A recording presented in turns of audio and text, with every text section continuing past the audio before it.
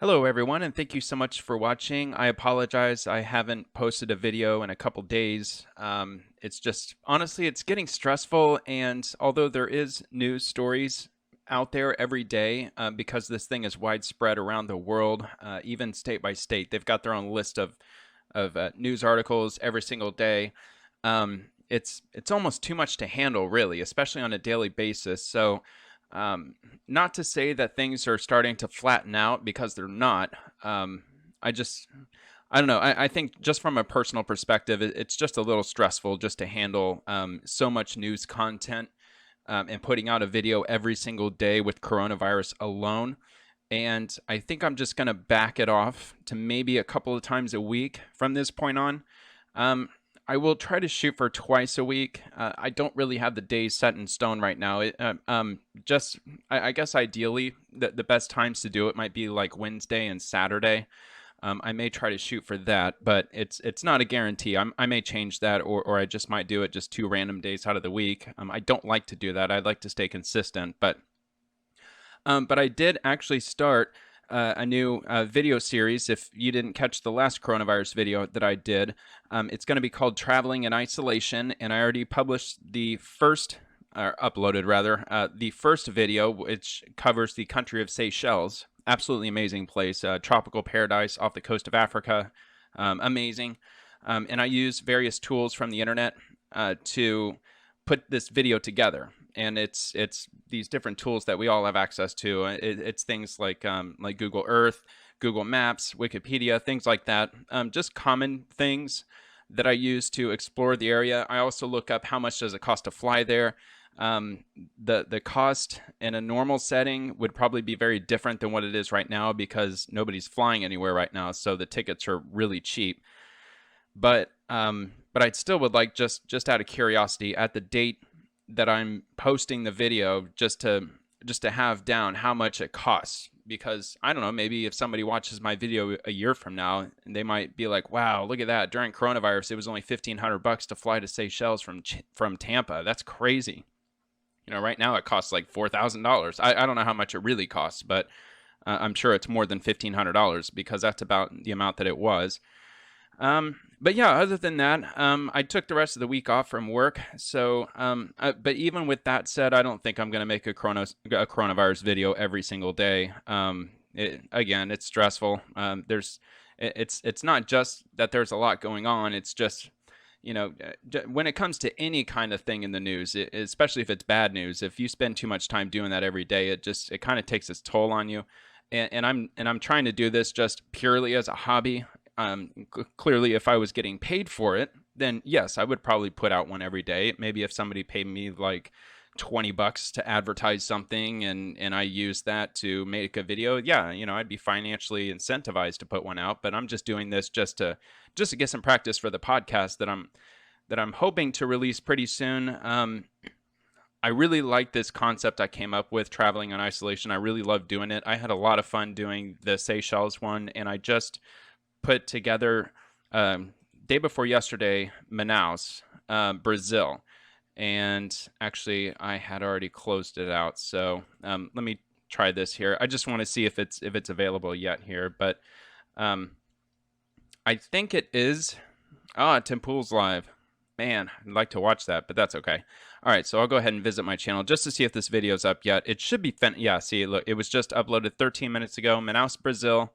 It's about an hour and 4 minutes.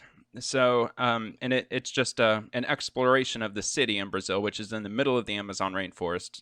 Absolutely gorgeous city, and it's been around since like the 1500s or something. It's like there's been settlements there since at least the 1500s, but when the Spanish or the Spaniards kind of floated up the Amazon River, they kind of discovered this area, and it's somewhere like around 1604 or something like that, and they settled on it, and just a crazy beautiful place right in the middle of the Amazon rainforest. I mean, there's nothing but jungle surrounding this city of like 2 million people. So it's a great video. At least in my opinion, I did the best I could. I'm kind of rusty with doing these specifically. I did start getting used to doing these pandemic videos, but when it comes to these, hopefully they'll take off, and I'll be able to tighten up and make them a little more a little more free flowing as far as going from source to source and part to part. But yeah, but other than that, yeah, I took the week off from work, and I did that because I have a lot of PTO saved up. And even though that I do work for a hospital network in the state of Florida, we the job that I have specifically, it will be very high in demand. But for the temporary situation, because there were law offices that have closed, and insurance, like sectors of the insurance industry are kind of trying to maybe furlough their workers or something. I don't know, but just the entire market is slowing down, and as a result of that, demand for records, hospital records, are dwindling for the time being.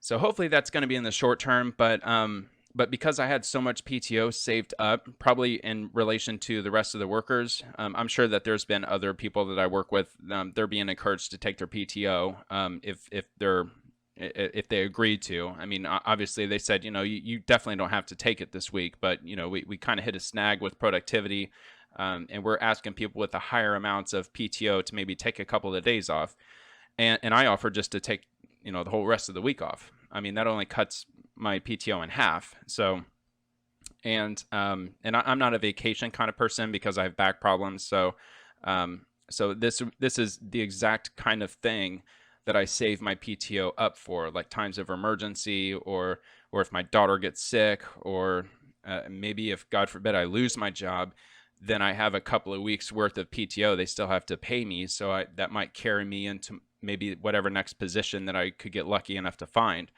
But anyway, but yeah, for the time being, I mean, the job security is still pretty solid, especially with what I deal with.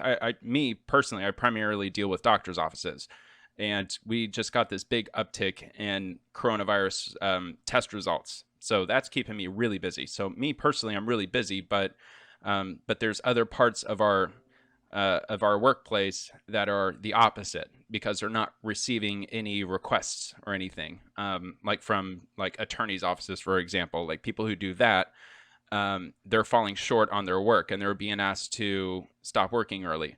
So in order to offset that, so everybody still gets paid the full 40 hours a week, they're asking some people like me, for instance, to just take the week off, so that way they can disperse my workload around to the workers who may have completed their workload early, just because they didn't have enough to do.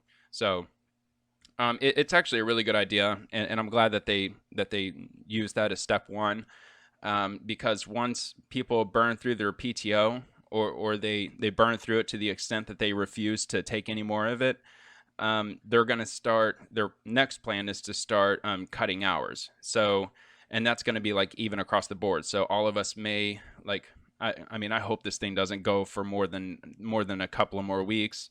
Hopefully the end of April, things might hopefully return to normal. I have my doubts, but I hope it does.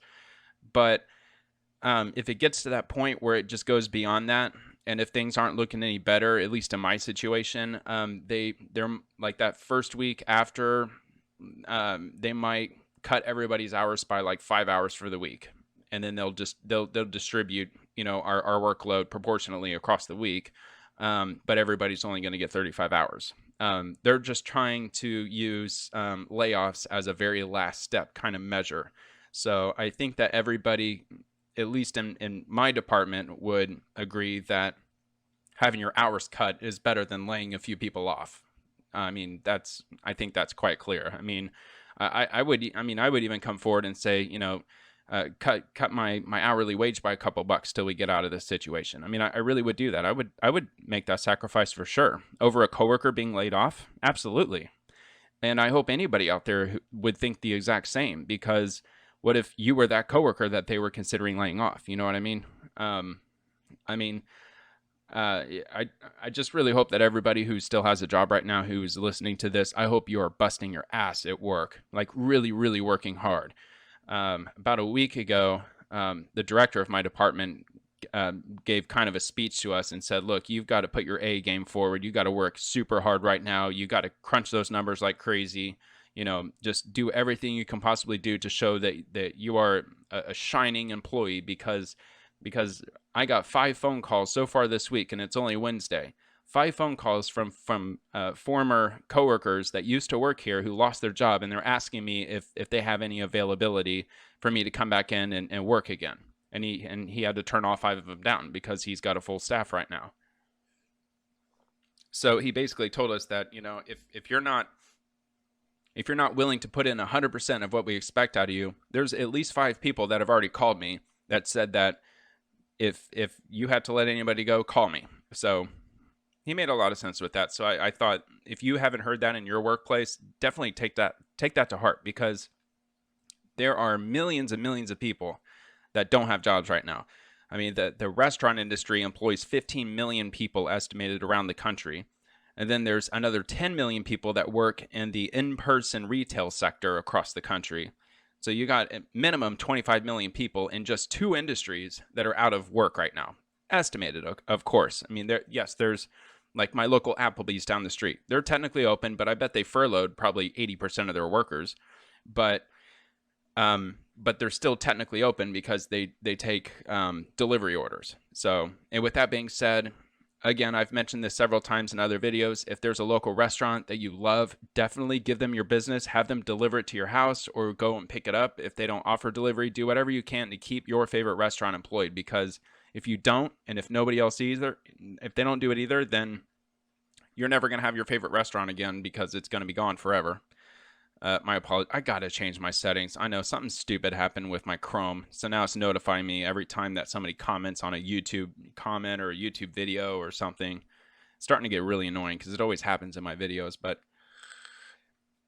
yeah, and last remark that I guess I would mention, I guess aside from the wallpaper, I mean, it looks very Coruscant and Star Wars esque. That would reference episodes 2 and 3 if you're a Star Wars fan. I don't think that it is Coruscant. I seriously doubt it, but it looks a lot like it. And I just noticed after I posted or put up the entire wallpaper that these buildings are actually a lot taller than I thought they were. I thought that they were capped off here. But anyway, just an observation. But yeah, it's a pretty cool wallpaper. I enjoyed it. It's pretty cool. Kind of looks like a video game maybe setup that I'm not familiar with. So, I mean, if anybody has seen this wallpaper in any, I don't know, movie, video game, anything like that, put it in the comments below, because I'd be curious to check that out. That'd be pretty cool. But yeah, other than that, since I have the rest of my week off from work, and I didn't expect to, I actually got out our Christmas lights, and I put our Christmas lights up on the front porch. And there was a thing that was trending a couple of weeks ago. I don't know if it's still popular, but when the shelter-in-place order started to come down, there was this, I would call it like a mini trend, because I haven't heard anything lately about it, but there was a lot of people around the country putting up Christmas lights as like kind of like a symbol of comfort, if you will.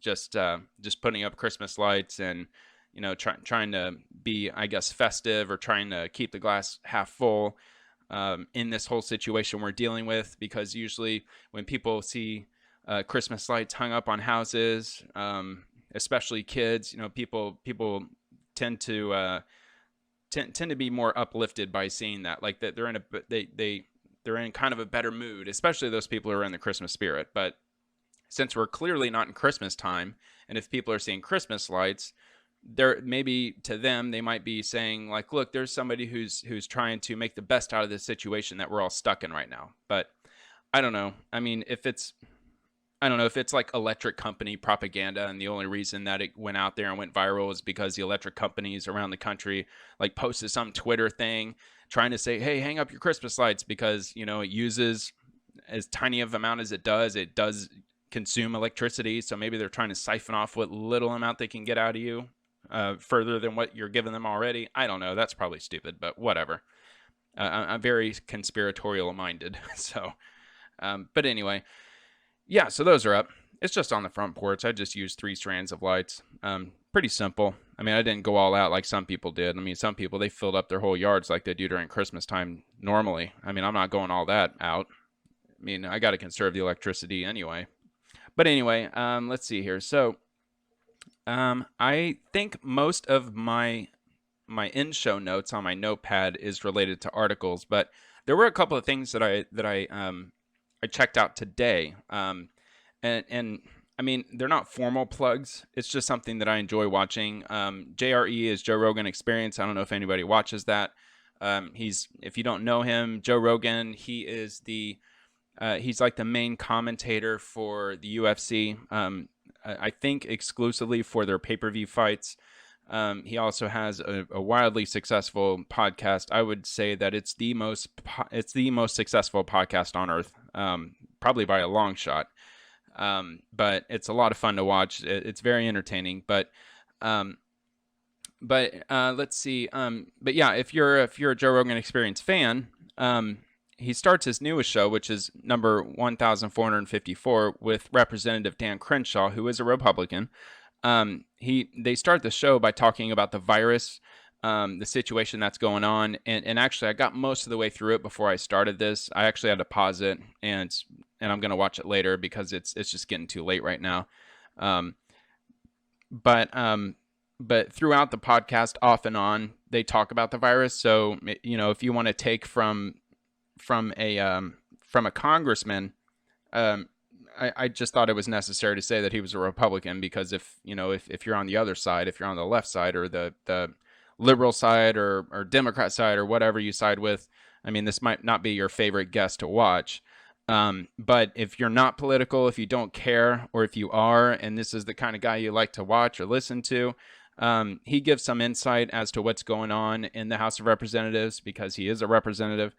And then he also talks about like some plans that they have, and he kind of talks about the current situation we're in, and what he thinks that we should do to get out of this nightmare that we're dealing with.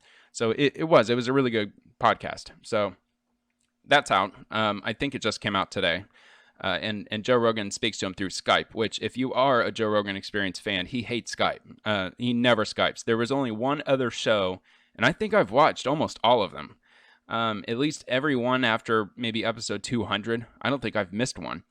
But, well, maybe here and there I did. But anyway, there's only one episode that I can ever remember seeing where somebody chimed in through Skype, and it was because there was already 3 people that were crowding around the mics, and there was a doctor who couldn't actually be there, so they Skyped him in for like 15 minutes. But he had Dan Crenshaw on exclusively as a guest through Skype. Now, you might be thinking about the one with Edward Snowden, who was a guest on Joe Rogan's podcast, but he wasn't there. He was there via computer. I don't think it was through Skype. And if you watch that, I mean, Edward Snowden, he was crystal clear on the screen. I mean, it was a whole different thing. And if you know anything about Edward Snowden, I mean, I'm sure he had everything all figured out when it came time to broadcast himself with Joe Rogan.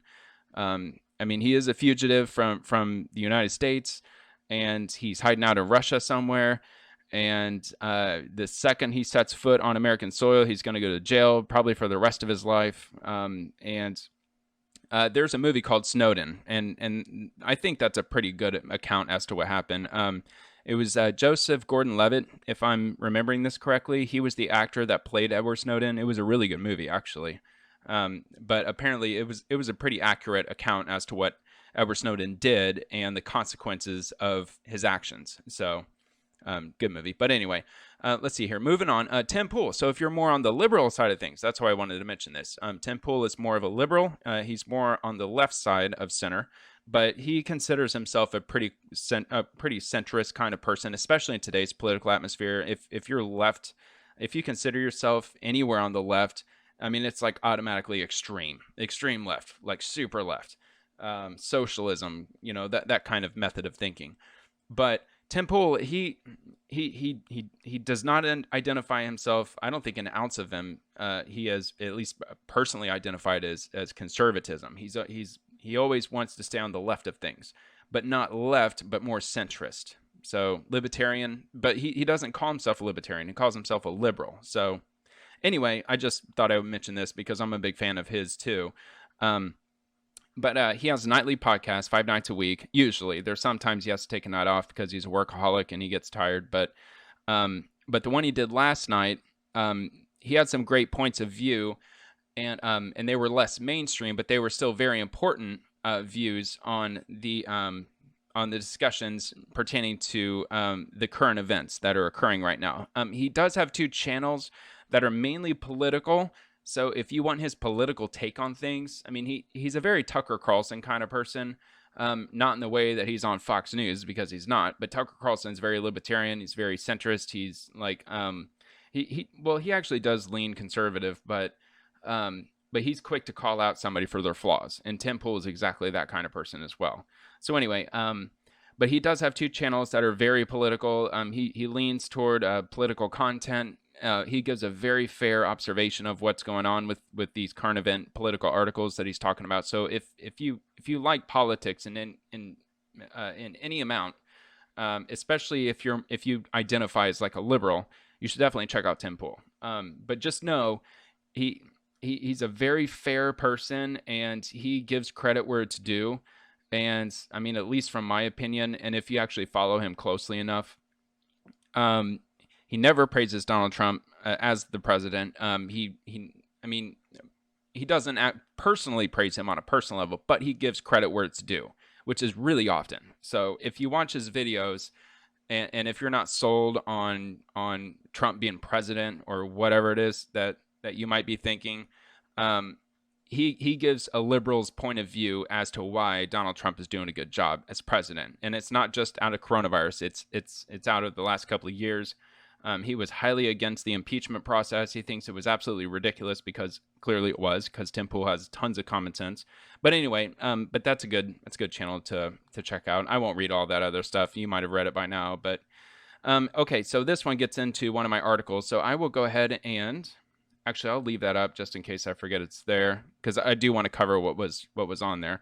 All right, so I'll go ahead and make this full screen and wet the whistle. Okay.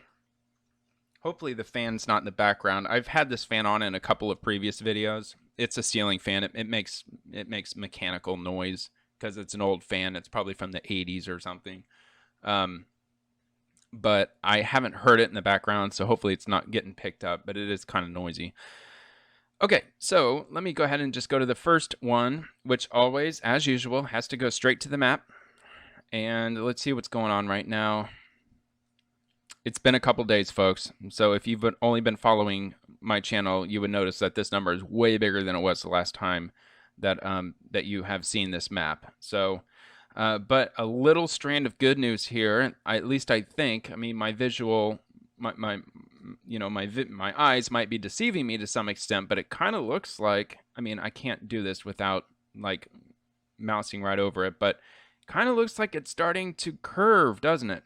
I mean, at least to me, it kind of looks like it's starting to. So I hope that's the case. Oh, and by the way, I did change my mouse. I customized it a little bit. I thought it looked a little more colorful, so that's why my mouse looks different. But yeah, so there are some things that my mouse does that is not Microsoft's status quo. But anyway, getting to the point, getting to the important information here. Unfortunately, we've had 82,000 deaths that are attributed specifically to coronavirus around the world, and it breaks down by country here.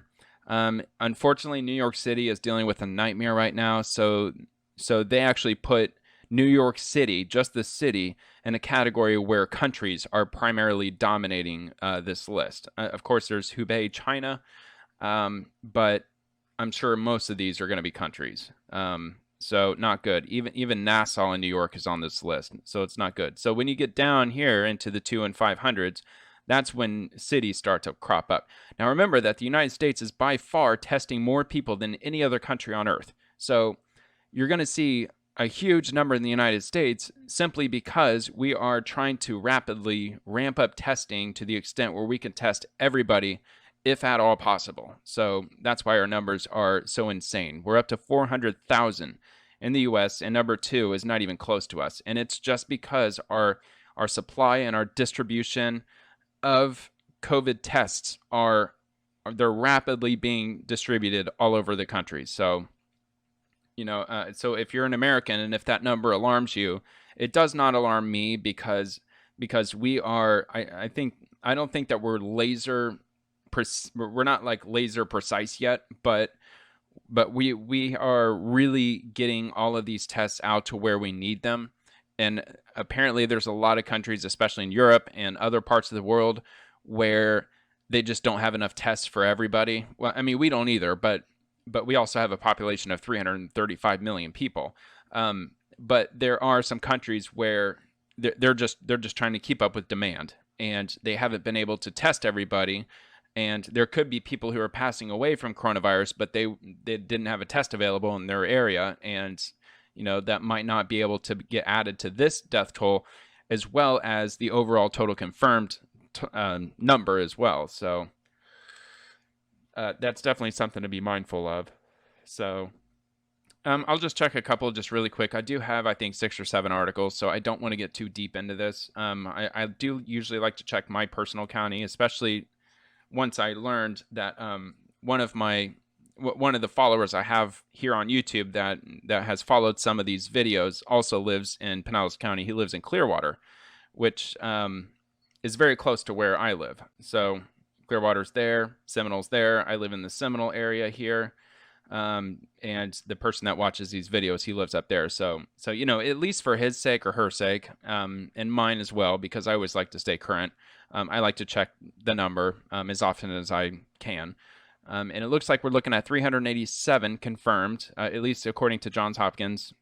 You might be getting your numbers from somewhere else. It might be higher, it might be lower. I don't know, but I always stay with this one because this one seems like a pretty mainstream source. At least it did a couple of weeks ago. And honestly, it's very interactive. It's just something that I prefer to stick with. And I've seen this on other websites too and other podcasts that deal with coronavirus. So, but yeah, 387, we're still under 400. So if I take my calculator, being that we have 980,000 people that live in our county, and of course, if you divide it by 387, that's still a 1 out of 2,532 person rate. So I get like what I used in a previous video. So if you're walking down a very long street, and if you pass somebody occasionally, one here and there, statistically, you will pass somebody who has coronavirus, but it's every 2,532 people. So if you go to the grocery store and there's 50 people in there shopping, that's a pretty small likelihood that you will encounter somebody who has coronavirus, or you'll walk past them who has coronavirus. So, you know what I mean by that. But that's just only in my county, which I'm sure the person who is following me that has watched a couple of these videos, who lives in Clearwater, forgive me, I don't remember your exact name on YouTube. I did make a note some videos back and give you props, but I doubt that most people who would listen to this video are from that specific area. But if you are, it's awesome having you as a neighbor. Pinellas County forever. It's awesome. Love this place. The sea breeze thunderstorms, nothing like it in the world. I love it. Summertime is the best time of year for me because I love our sea breeze thunderstorms. They're amazing. All right, so anyway, let me scroll in here to New York. We already have the number. I just thought I'd just display it again. 76,000 people. That is huge. For some reason, recovered is not being, it's not done anything in the United States. Like nowhere that I've looked at least.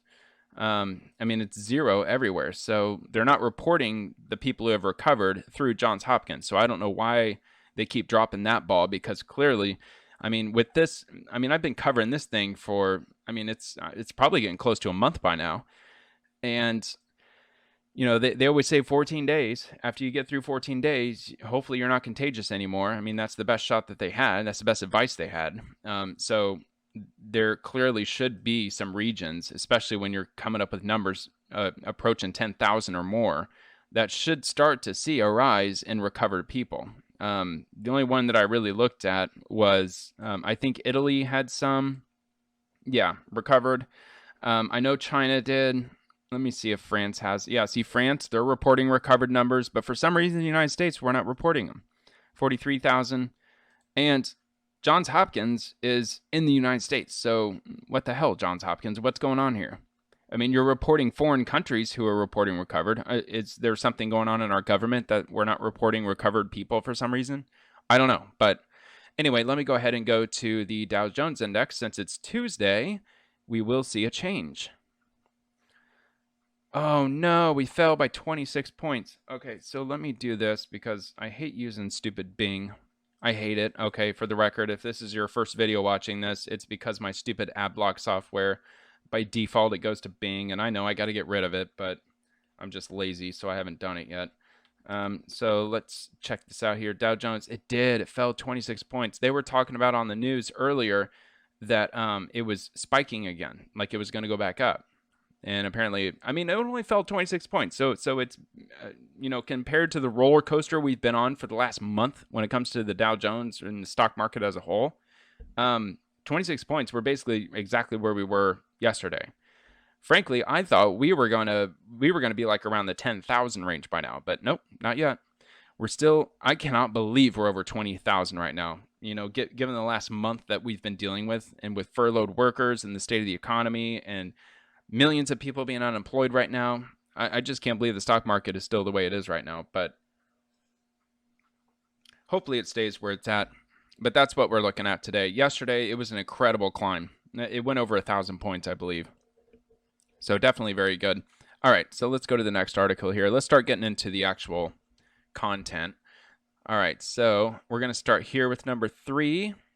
This is Channel 9, WGN TV out of Chicago.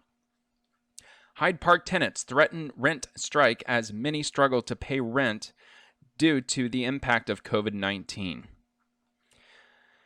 As the economic fallout of COVID-19 continues, activists representing tenants are calling on large property owners to suspend rent or face a possible rent strike.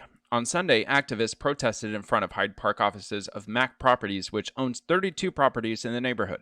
Kia Davis lives in the area and said there's, quote, not many places you can rent unless you live in a Mac property. Let's see. Apparently, that's a very popular rental company in the area. I've never heard of them, but I don't live in Chicago. But Mac Properties should not make us pay rent for the month of April until they figure out what can work for each tenant, Davis said. Davis says she pays more than $1,500 a month for her apartment and says the company should give all residents relief. She suggested a rent freeze could even allow tenants to delay some payments until they complete their lease. Some residents arguing for a rent freeze say they're struggling to claim unemployment benefits as the state system is overwhelmed. Others say they're running out of options, having lost their jobs, savings, and ability to even buy food. Quote, people already have difficulty from having lost their jobs, and it's a crisis for absolutely everyone, Davis said. Most of the stores up and down the street, when this is over, they're not going to be able to open back up, end quote. And that's the gist of it. There's just a little bit of filler information afterward, but yeah, and I did make some notes about this because this is it's something that really should be addressed, and I thought it was very important to address this very thing. So if you have this mindset right now, just because the government is suspending, they're suspending evictions and they're suspending mortgage foreclosures until May 17th. Okay. They're not suspending rent payments, okay? They're only suspending the evictions of people. So it's two very, very different things. And I really want to touch on this information because it is very important for people to understand, okay? So I was lucky enough to be able to still be employed by April 1st. So I was able to make my rent payment. If you're still working right now, and if you did not pay your April's rent because you think you don't have to, you are sorely mistaken, okay? You really got to wake up. If you still have not paid April's rent, and if you're still bringing in the same amount of money you've been bringing in, or if you have enough money in your bank to pay the rent, you have got to pay it. All right, and I've got a few points that might convince you. So the government is only suspending evictions and foreclosures until May 17th. That's it. That's all you got. You got 60 days from when they started suspending this.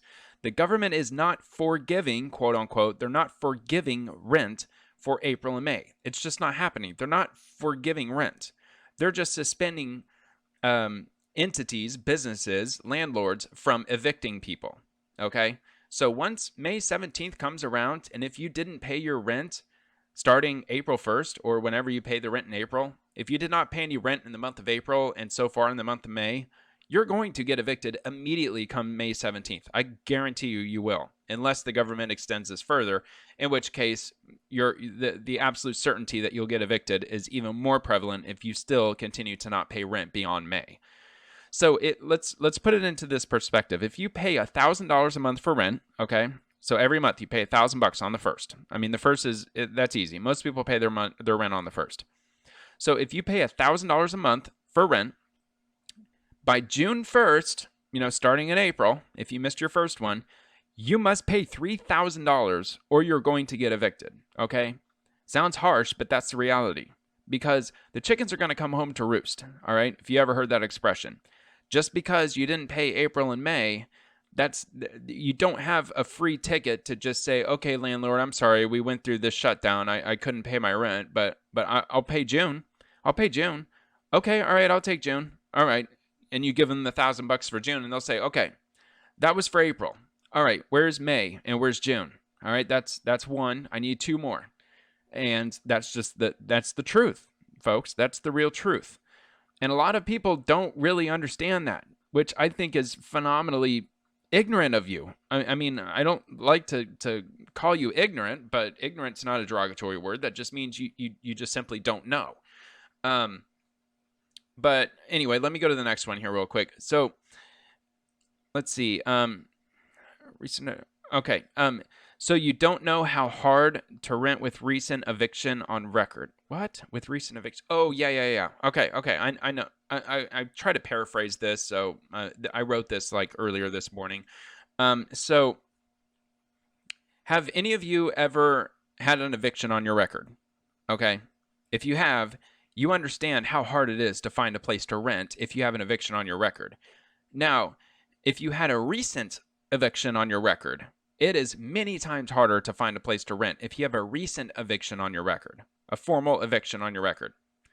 So if you don't know how hard it is to rent with a recent eviction on your record, it's nearly impossible. Okay, that's the point that I'm getting to.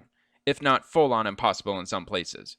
Because if you're scouting out a place, and if you find an apartment, and they're like, okay, well, I hate the fact that you have an eviction just 2 months ago, but nobody else has approached me in a better circumstance to rent this place, then I guess I'll go with you. But then the very next morning, somebody calls them and they say, hey, I really, really want to rent your place. I really want to rent it. I've never had an eviction. You're instantly out.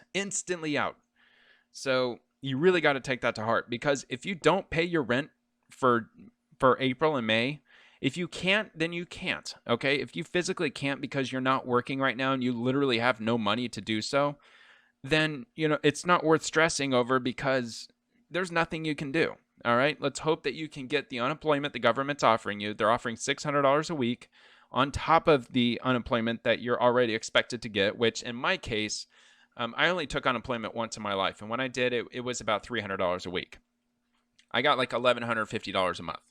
And that lasted for a couple of months until I found a job and I didn't need it anymore. But the government is going to give you $2,400 a month on top of the unemployment the state is already prepared to give you. So that's a pretty good 4 months. I mean, that's more money than I make, I think. I mean, I could, yeah.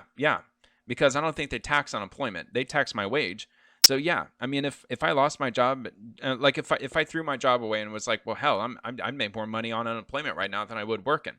What's the point in working? Well, the point is that once those 4 months runs out, now all of a sudden you are minus $2,400 a month, because the government is only going to pay you 4 months at that rate. And good luck finding a job in an environment where there are 25 to 50 million people that are also not working, that are desperate for work.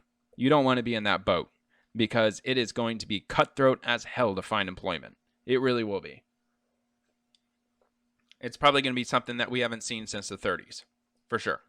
So, all right. So anyway, with pertaining to this article, all right, a rent strike is only going to cripple you and further cripple the economy. Pure, plain, and simple. That's just the way it's going to work. So it would be absolutely boneheaded to jump on this rent strike bandwagon and have the funds to pay for your rent. And so if the government's going to be giving you unemployment, I mean, this starts May 17th, okay? I just want to be clear about that. Your landlord's going to come to you and say, look, we'll work out whatever because we know the hard times that everybody's dealing with. But they're going to give you an ultimatum. They're going to say, well, all right, so for the next few months, we'll just double your rent. That way, in July or August or whatever, you're current, and then it goes back to where it needs to be. Like they'll do like a payment plan, I would think. I mean, that's what I would do if I was the landlord. But it's not going to be some stupid perforation where, okay, yeah, I'll just take $20 extra on your rent until you finally pay it off, because no, that's going to take, a couple of years in some cases. But anyway, let's see here. So the rent strike, yeah, I already went with that. Let's see. If you are getting $1,200 a month for your stimulus money, quote unquote stimulus, because everybody who makes $75,000 a year or less is going to get $1,200 a month, or $1,200, not a month. Just that's it. Period. One time, $1,200. But if you're getting that one-time payment of $1,200 plus $2,400 or maybe more per month from the government for 4 months, there is no justification to not pay your rent, okay? If you get this check, chances are, depending on where you live in the country, I'm only speaking to Americans here. So if anybody from outside the United States is listening to this, I mean, this is not pertaining to you at all. But if you are living in here in the United States, you're getting a $1,200. Yeah, here, take this money and spend it. Spend it on food. Spend it on this, that, and the other. That's the point of a stimulus check. Like they want you to spend it. You got money for rent. Okay, that's just free and clear. You don't make $75,000 a year. Okay, here you go. Here's $1,200. All right. But if you are on unemployment because you've been furloughed from your job, the government is going to give you $2,400 a month on top of what your state is already going to provide you. Hence the $2,400 plus a month. There is no reason to go on a rent strike. If you are making this kind of money for not working, mind you, okay, there's people like me that still have to work. And I'm not working this week, but I busted my ass to get these 4 days of PTO, because every paycheck that I earn, every 2 weeks, I get 3 hours of PTO. Okay, compared to other places, I've worked for hospitals in the past where they gave me 7 weeks a year for PTO as a new employee. Insanely a huge amount of PTO from what I was used to dealing with at the time. I'm used to working for a place that gives you like 2 weeks a year. So incredible. So, I mean, but for me to every other check, and I never miss a day of work. I never do. I'm never late. I always show up. I always work really hard because I always want to keep that job security. If you slack off and if you act stupid, you're going to lose your job, especially right now. Right now, you've got to be like the Terminator at your job. You really do. Because if you slack off and if it's just business as usual to you and you just don't care, they will let you go, and they will bring in somebody who will be desperate to work twice as hard as you're working right now. Believe me. Somebody who is on the verge of getting, if they're on the verge of being evicted, and if they don't have enough money to feed their kids, and if they've already exhausted their 4 months of government assistance and all this, that, and the other, I promise you, your workplace will find somebody who will work literally twice as hard as you will work. Or they might work for half the wage that you're working right now. Okay, so keep that in mind. Because if you work with a bunch of other coworkers, then as long as you're actually showing your progress, your productivity, if you're working really hard, then you would be less expendable. So anyway, all right. So the last talking point for this one is if your lease is up before May 17th, you still must pay your unpaid rent. So the apartment or the landlord, they can and might sue you for your rent. And if they do that, then they can, I don't know the right lingo for it, but they can put forward a motion to garnish your paycheck. So if you don't pay that money, so let's say that your lease is up on like May 1st, for example. Okay, well, my lease is up May 1st. So what's the point in paying April? Why would I pay April's rent when my lease is up in May and I'm still solid till May 17th? Well, the reason is because, and there are people out there who can vouch for this. I mean, watch Judge Judy. I mean, there's a lot of stuff out there that shows that landlords, especially private landlords, such as like where I live, there's one person that owns this house. He bought it in 2009 during the housing crisis, and he got a steal for it. Now he's renting it out. Well, if I don't pay a month's worth of rent and I just leave, he's only one person. I mean, he's out, over $1,000. So he's going to come after me. Unless unless you live in like a giant apartment complex or a giant apartment, this, that, or whatever. I mean, they might not go after you, but in this climate where there's a lot of money that's being lost, they will probably sue you, take you to court, and if you don't show up, if you think not showing up, you'll be fine. No, you'll be sorely mistaken. You're suddenly going to get your next paycheck minus like $300. And it's going to be like that until that company gets every penny that you owed them for the rent that you ran out on. So just because there's a 60-day suspension in evictions and what was the other one? Evictions and foreclosures, just because that's in place right now, that is not excusing you from paying rent, okay? That's just a temporary suspension on people kicking you out of your property that you're living in right now. And if you don't pay your April and May's rent, you will get kicked out come May 17th if you haven't paid anything between April 1st to May 17th. I'm just telling you that now. So I don't want to, if you're out of work, if you're trying to find work, if you're making an effort, that's not meant to scare you. I'm just trying to scare those people who are just like, well, like the ones that are collecting government benefits and they're just going to refuse to pay it, going on a strike, so to speak. That's what really grinds my gears when it comes to this article. That they're calling for a rent strike, okay? And that includes folks who are still working. That's what pisses me off. But anyway, let me go to the next article here. I don't want to waste too much time doing that. I think I already did. I was hoping to get to number 8. Let's see if I can make it there. But all right, so let's be whisked away to FoxNews.com. New York City stockpiled ventilators for a pandemic, only to later auction them off. This is crazy.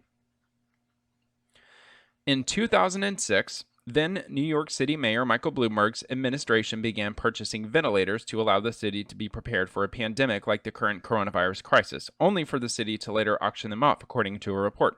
ProPublica reported on Monday that the New York City Department of Health and Mental Hygiene issued a report in 2006 on the city's preparedness for pandemic influenza, similar to the 1918 Spanish flu or the 19 novel coronavirus, that projected the city would need thousands of extra ventilators in order to properly treat all of its residents who got sick. The plan was then put into action, with the city initially building 500 ventilators before it ran out of money to buy more and to maintain the ones that it had already stockpiled, according to ProPublica. Those ventilators were then auctioned off sometime before 2016 because the city could not afford to maintain them in working order, partially because the model of ventilator the city had purchased was no longer in production after 2009.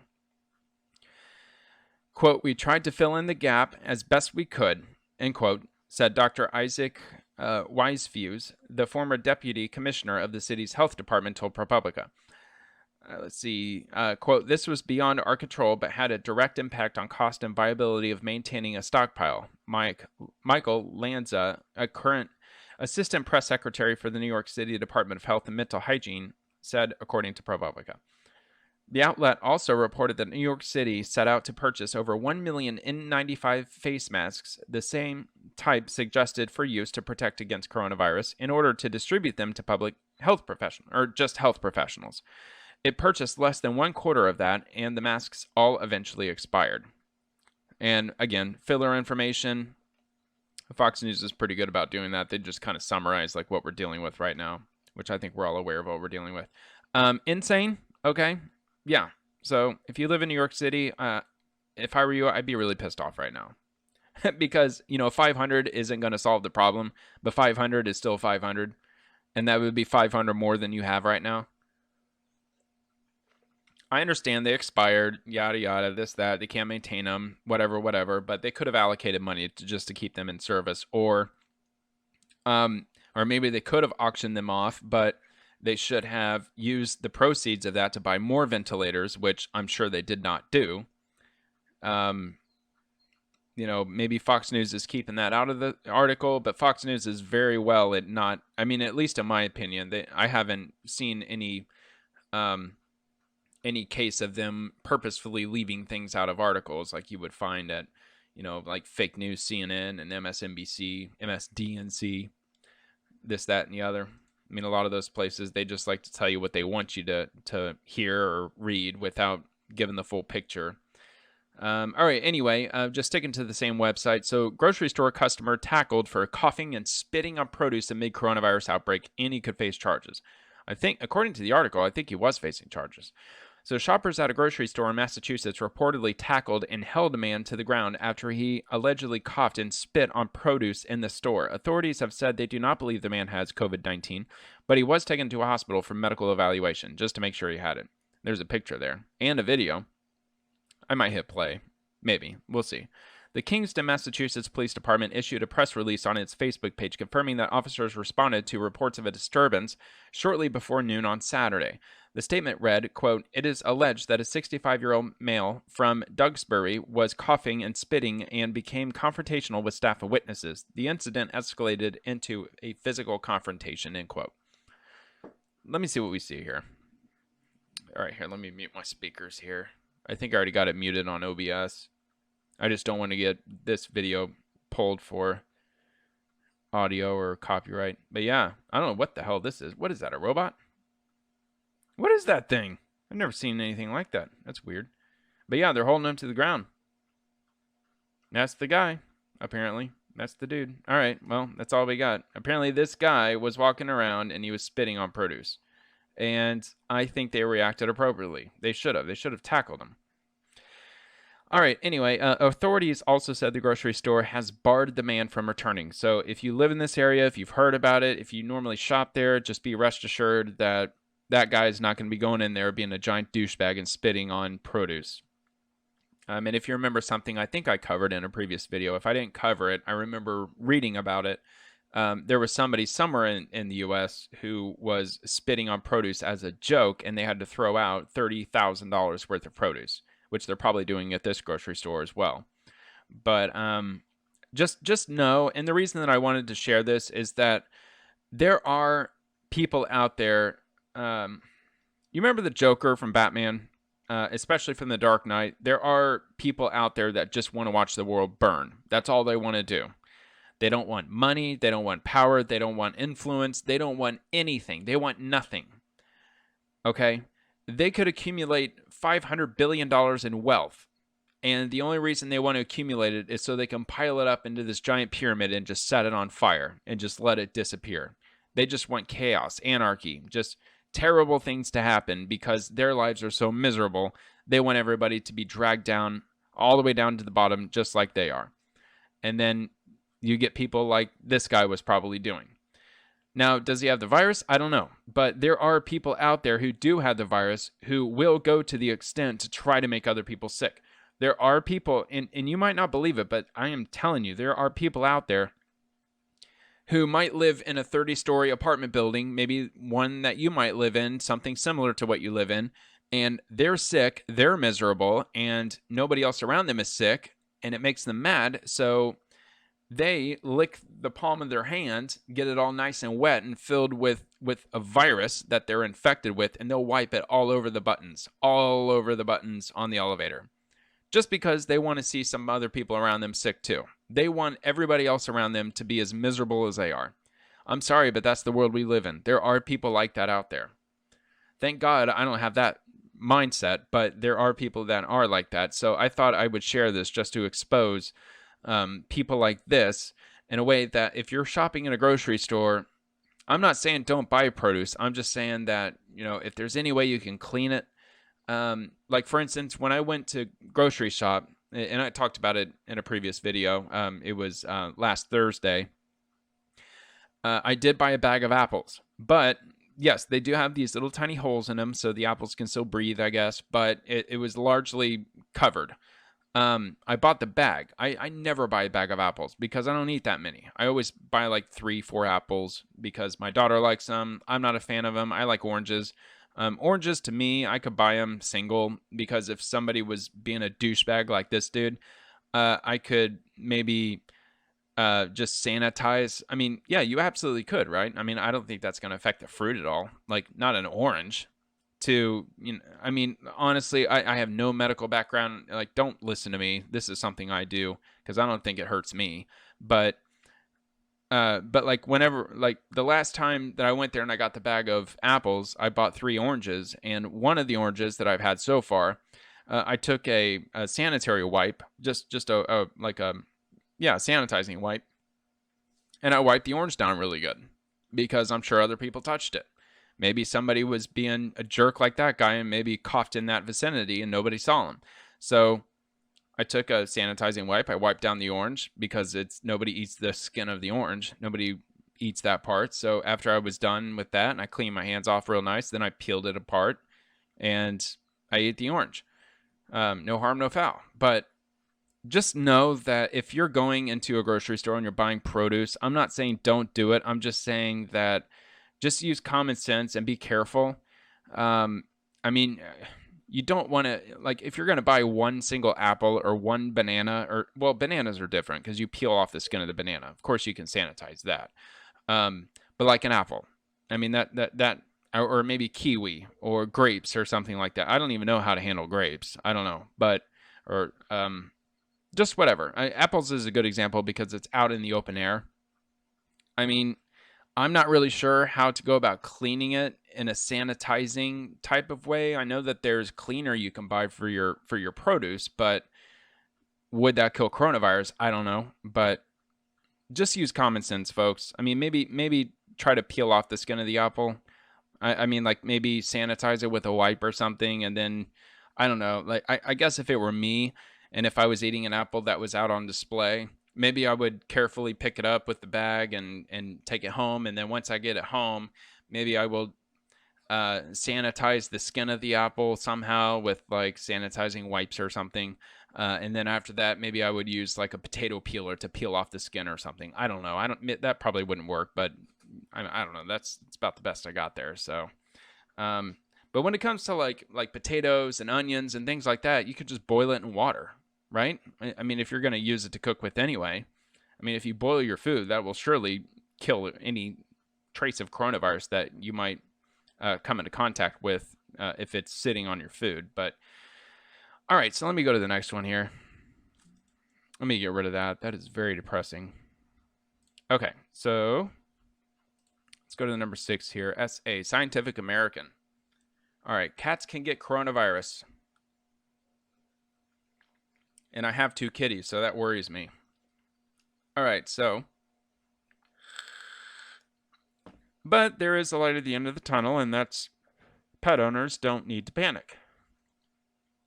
I've heard otherwise, but we'll see what happens with this one. So cats can be infected with coronavirus that causes COVID-19 and spread to other cats, but dogs are not really susceptible to the infection, according to researchers in China.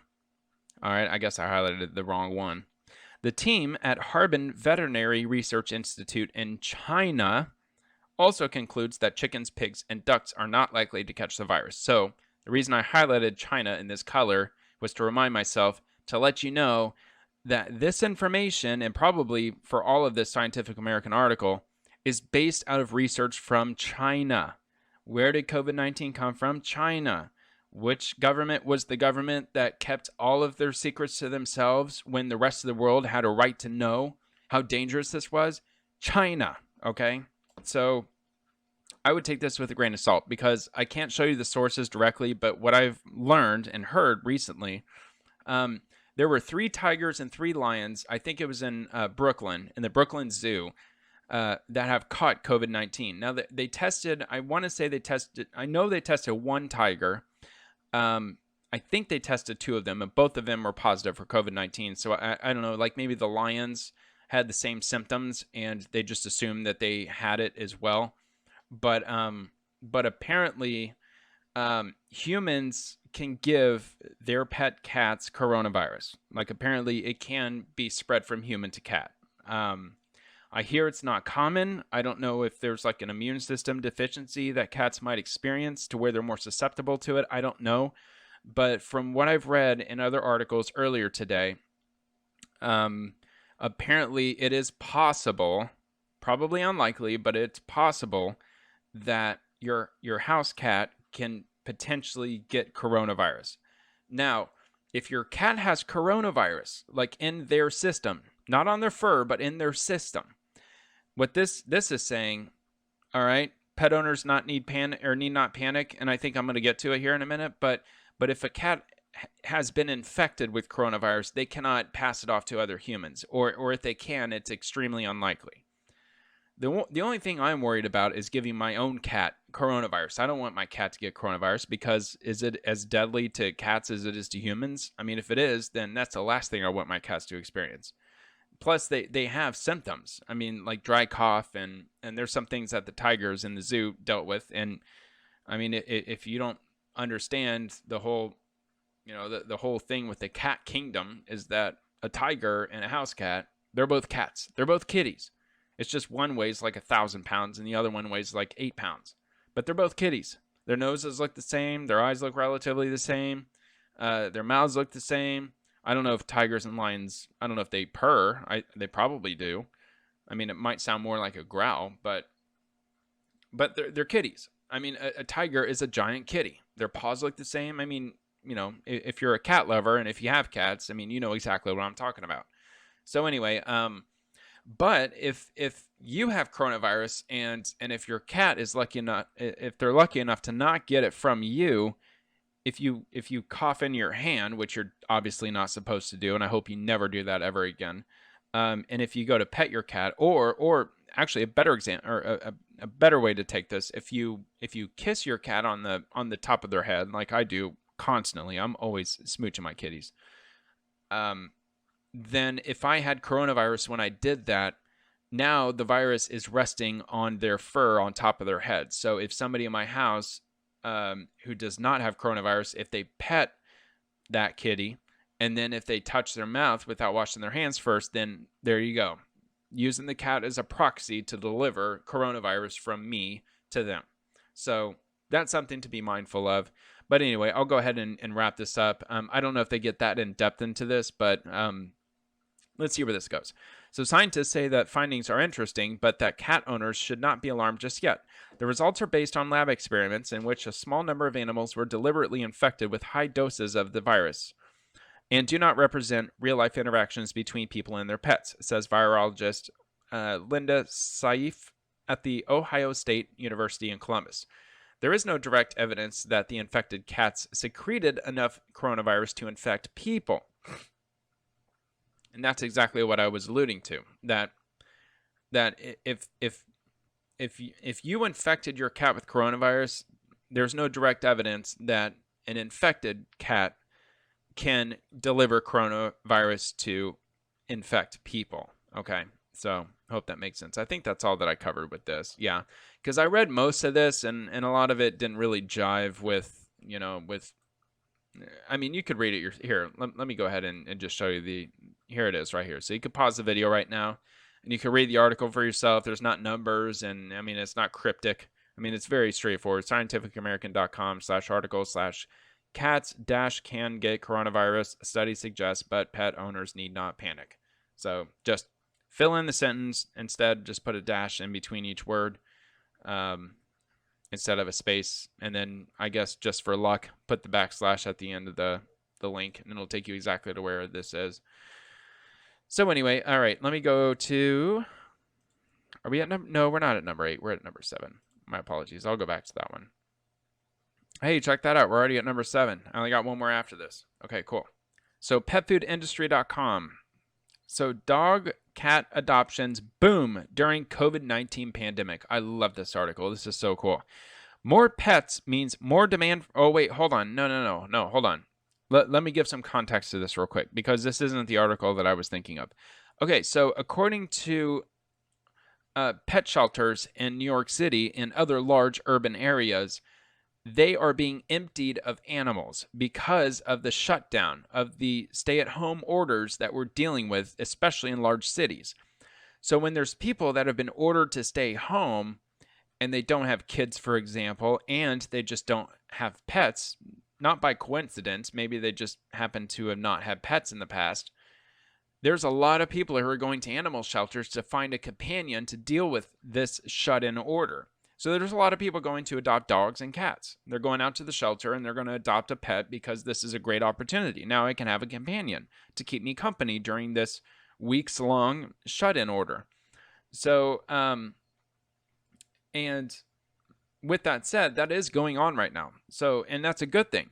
But what this article is basically saying is that, um, like, if more people are adopting pets, that means that there's a higher demand for pet food, which, yes, that is true on the surface.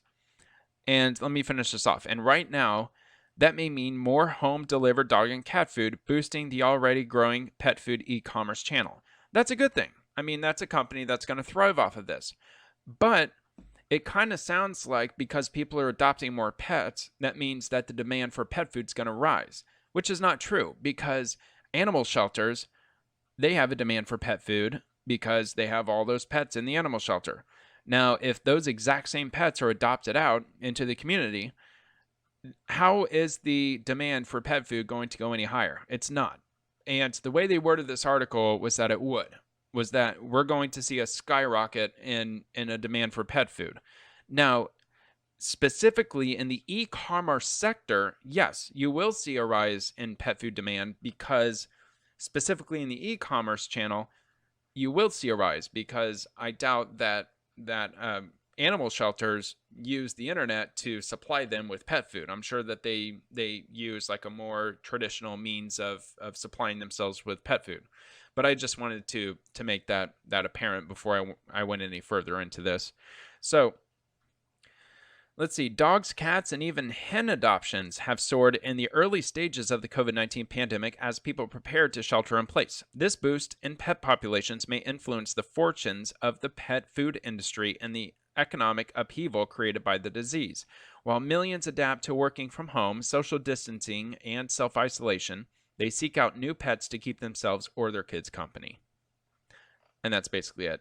And again, just follow this link here and it'll take you right here. The rest of it wasn't really, as I mean, I got to the point where I wanted to make the point as far as this article is concerned. But if you wanted to read the rest of this information, I guess you can just pause the video now. Pause it. Go ahead, pause it. All right. Well, if you didn't pause it, then you can either go here or don't visit it. All right. So here we go. Last one. Article number 8. Coronavirus gardening. What you can do in the garden. What can you do in the garden during a lockdown? So I didn't highlight anything, but they did mention somewhere in here that there are garden shops that are still open, nurseries and things like that, but apparently in most states, at least according to this article, or maybe in the state where this website is operating within, they are only opening up garden nurseries and gardening stores just to supply pet food. And that's where I stumbled upon this because I was looking at the whole cat food thing, dog food thing, and I stumbled upon this. So, but I thought it was still important to mention this. So, if you're lucky enough to go to a nursery and they still sell you gardening supplies, then hooray, that's awesome. But if not, and I actually made a couple of notes regarding this article specifically. So the gardening notes during a lockdown. And because it's spring right now. It's a great time to start gardening. So it's a good learning opportunity for you, even your kids, if you have kids, and it gives you something to do. And in the end game, the end result of this project is that you get fresh food grown at home. It's not literally free to grow your own garden because you have to put in your own, blood, sweat, and tears, as well as using your water supply and things like that. You have to pay for the soil if you live in an environment like I live in. And by that, I'll just skip to the very last point here. Well, here let me just go here. So my local Lowe's and Home Depot is still open, at least here in Seminole, Florida. They're still open. So you can go there to get your gardening needs if you want to start a garden, which you absolutely should if you have any ability to do so. If you own your own home, if you own your own condo, you can do a raised garden on your porch, things like that. You can do that, and you really should. If you're if you're stir crazy, if you got cabin fever and you don't know what to do right now, that would be a good thing to get into because it's a self-sustaining hobby, and it would help you to grow your knowledge as far as growing food to feed yourself, which is a good thing in a time like this. So I mean, I wouldn't recommend going to Lowe's or Home Depot this week specifically because they're saying this week is going to be the worst week we're going to deal with in terms of people getting infected. So I would just stay home just to be on the safe side. Like, don't take up this hobby this week, okay? Just because I'm talking about it now, don't do it now. Just wait, maybe wait a couple of weeks. Just wait for the curve. I won't bring it up right now, but on the Johns Hopkins map, wait for that curve to start going down before you go out to Lowe's or Home Depot, and depending on where you live in the country, you might live in a city where it's extremely low risk of getting COVID-19, but still take the proper precautions before you go out there. Just make sure that you're protected and bring your disinfecting wipes. Put them in like a sandwich baggie. Take them with you. So, because chances are when you go to the store, they're not going to have those wipes at the area where you go to pick up your shopping buggy. And that way you already have them in your pocket. You can use it, wipe it down, just keep your hands clean. Bring some sanitizer with you, so if you touch something that somebody else might have touched on the shelf, you can at least clean your hands afterward. But Lowe's and Home Depot, they sell gardening materials, they sell tools, and they even sell seeds for plants. And by that, I mean like vegetables, mainly. Vegetables, you can buy them for flowers and stuff too, but obviously that's not going to help you in this circumstance. But they do sell vegetable seeds. And also, just to add to this, there is a good chance, I think, that maybe you could, I mean, I don't know. I probably shouldn't go down that road. I was thinking like maybe you can maybe even visit the produce aisle in your grocery store, maybe pluck some seeds out of some produce, and maybe that might, grow something in the garden. But I doubt it because a lot of that stuff has been genetically engineered. So you probably wouldn't be able to. But at the very least, you can go to Lowe's or Home Depot and you can buy bags of seeds, like these little mini bags. They look like Kool-Aid pouches. And they have seeds in them that you can buy, and they're dirt cheap. They're like 50 cents, $1, couple bucks. So, if you live in the state of Florida, if you're watching this, because I usually have a tag Florida in all my videos because that's where I'm making my videos out of. So there are sometimes articles that I talk about which pertains to either Tampa Bay or Florida as a whole. If you're one of those folks who lives in the best state in the country, the best place on earth, in my opinion, I'm sure you already know this by now, but if you don't, you should at least know that it's relatively hard to garden here in Florida, and it's mainly because the soil has very, very low nutrients. So if you dig into the ground at least 6 inches, at least in Pinellas County, and I've lived in multiple places in Pinellas County, and it's always the same. If you dig more than 6 inches down into the ground, you hit like 100% sand. It's like you're literally on the beach. Nothing but sand underneath, which clearly, if you want to grow vegetables, or if you want to grow, anything for your garden, you're not going to be able to grow big stalks of corn in 100% sand. It's not going to work. It's not going to happen. So the best thing you can do in that circumstance is to build a raised garden. And you basically just take like 2x4s and you make like a box out of it, and you just set it on the ground, and you fill that box up with dirt, with soil that you buy from the store. And you can also probably do that in an urban apartment or a condo, like on a small scale. Like maybe you can build like a 4-foot by 4-foot raised garden and raise some plants in a garden on your porch or balcony or something like that. It's definitely possible. It's definitely doable. You probably I would recommend like a sheet of plywood to maybe put underneath that, and then just kind of build your raised garden around that plywood that would be, on the floor. But just keep in mind, and maybe do your own due diligence that if you're going to grow like green beans, for instance, or broccoli, or if you want to grow like celery or lettuce or something like that, just do some research and find out how deep the soil needs to be in order for them to mature. Because if you build a raised garden, and if the dirt that you supplied for your garden is only like 4 inches thick, like 4 inches deep, there might be some vegetables that might require more dirt in order to flourish in. Maybe. I don't know. I'm not a big gardener. I'm not a botanist by any means. I'm just saying that, this is just a good idea. I think this is a great idea. So, get into gardening. Definitely do that. I mean, you're stuck at your house anyway. And if anybody's done a garden before, which I have, I've raised a garden once, and it was a lot of work, and that's why I didn't do it since then. But in this circumstance, and you know, with what we're dealing with right now, with staying at home, and there's nothing that you can do out in the public sphere right now. And if you've always wanted to start a garden, now's the time to do it. And it's the good time of year to do it in most cases, depending on what you want to grow. In Florida, it gets a little more complicated. It just depends on what you want to grow. But in Florida, I think any time of year is a good time to start a garden, relatively speaking. I think it just depends on what it is exactly you want to plant in your garden. I mean, if you start raising a garden in the middle of the summer, you might have like maybe exclusively one type of thing you can plant, or maybe two types of things you can plant.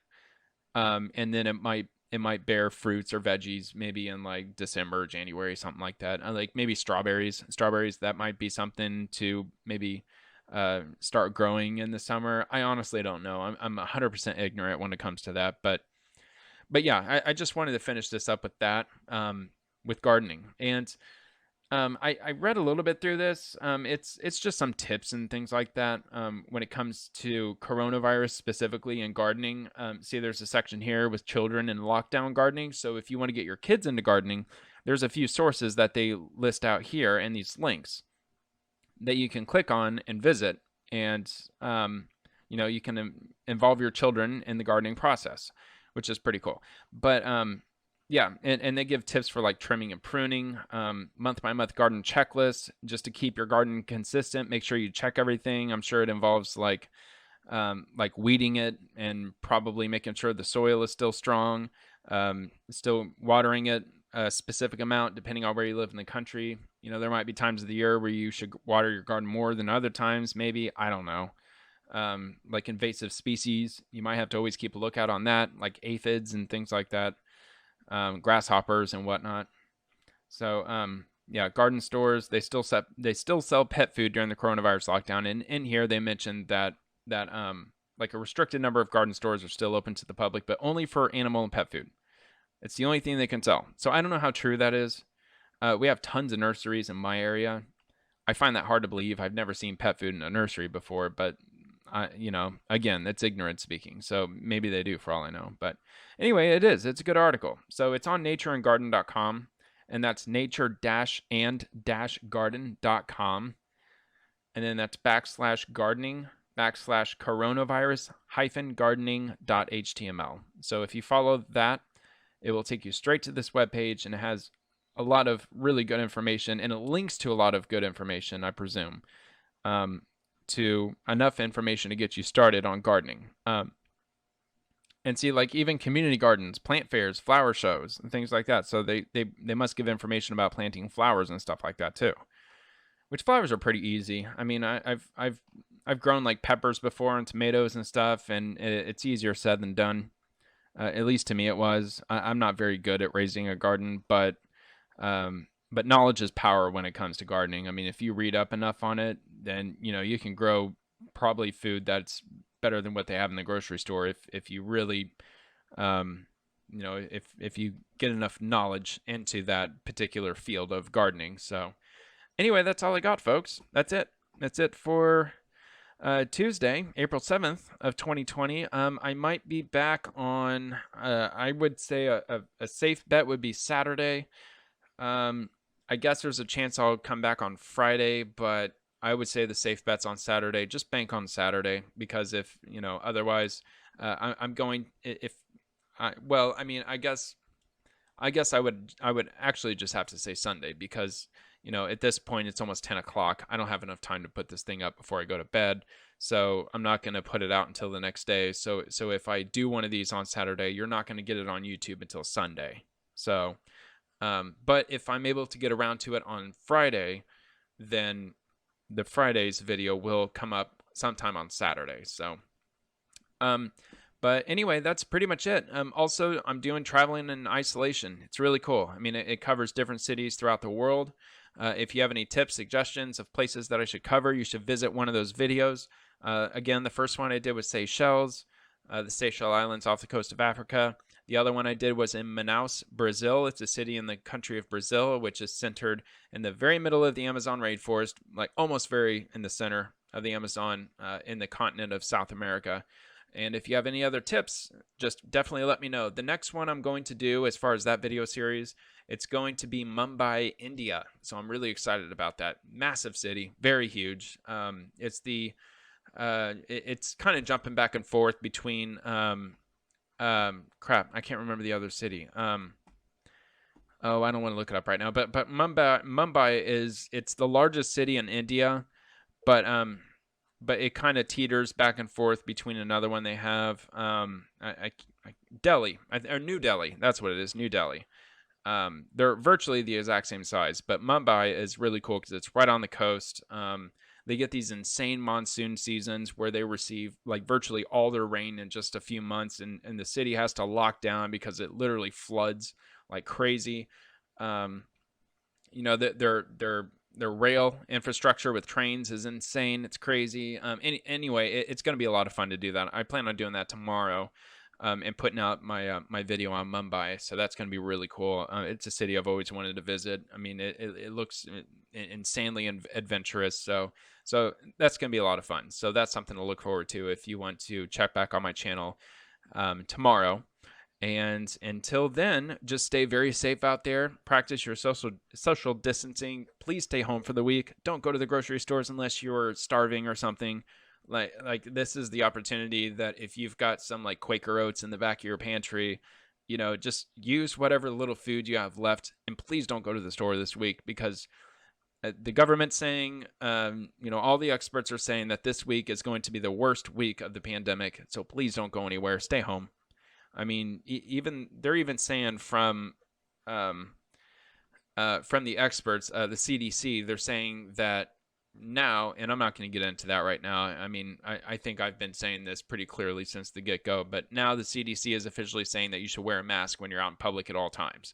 And they say a cloth mask is perfectly fine, but I always thought they were full of crap since the beginning. As far as recommending that you wear a face mask only if you think you're sick. I think that was ridiculous because they're like, if you're healthy and you're in a store and when you go home and you take the face mask, and if there was coronavirus on your mask, you're going to get it on your hands. And then you're going to accidentally touch your face and the mask was useless the whole time. Well, what if you were in the store and you didn't have the mask? What's better, getting it on your hands or inhaling it into your mouth and your lungs? I just think wearing a mask in public was a good idea from day one. Now they're saying it's a good idea because now they have the supply chain to provide hospitals and people who really need it. So now it's a convenient time for them to say, okay, everybody just protect your face, like wear face masks and stuff. But anyway, to that I say, if you have to go somewhere, if you have to go to a store, if you have no choice, you must get medication, you must get something. If you're out of toilet paper or whatever, just try to wear a mask. Just do whatever you can to cover your face, keep your hands clean, keep the disinfecting wipes, put them in a sandwich bag, take 3 or 4 with you. Definitely have a little bottle of sanitizer if you do. Just do whatever you can just to keep yourself clean, keep yourself protected. Same with you and your family. And I guess until next time, I will see you in the next video. Thank you so much for watching, and please stay very safe out there, folks.